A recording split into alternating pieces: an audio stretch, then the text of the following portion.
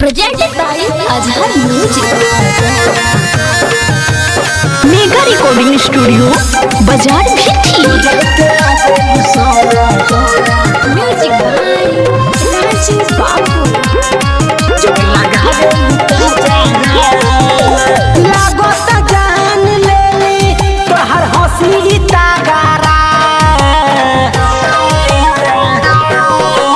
लागत जान लेली तोहर हंसी तागारा। तू तो गजब के लागेलू सोना, तू तो गजब के लागेलू सोना, तू तो गजब के लागेलू सोना। जब लगावेलू काजरा, तू तो गजब के लागेलू सोना। जब लगावेलू काजरा, लागत जान लेली तोहर हंसी तागारा, लागत जान लेली तोहर हंसी तागारा। तू तो गजब के लागेलू सोना, गजब के लागेलू सोना, तू तो गजब के लागेलू सोना।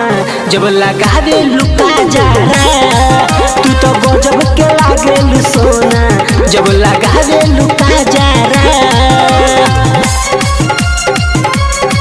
जब लगावेलू काजरा, गजब के लागेलू सोना।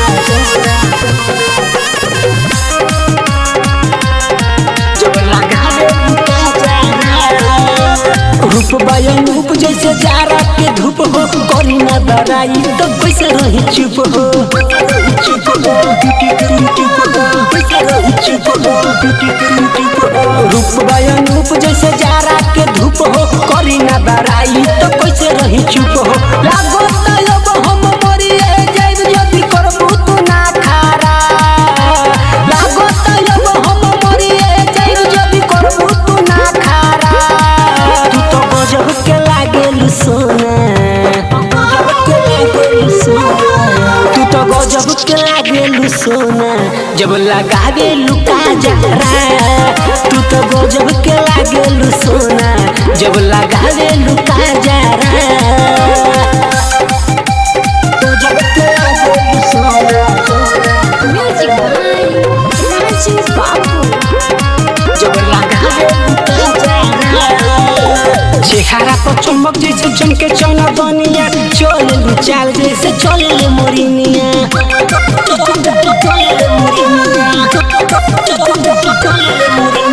चेहरा के चमक जैसे चमके चौना बनिया, चलेलू चाल जैसे चले मोरिनिया। चुनू चाहोत अमित से तू देखावेलू ना खारा, चुनू चाहोत अमित से तू देखावेलू ना खारा।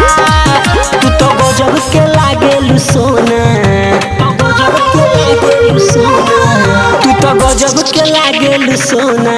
जब लगावेलू काजरा, तू तो गजब के लागेलू सोना। जब लगावेलू काजरा, अरे लाजवाब बारू हो।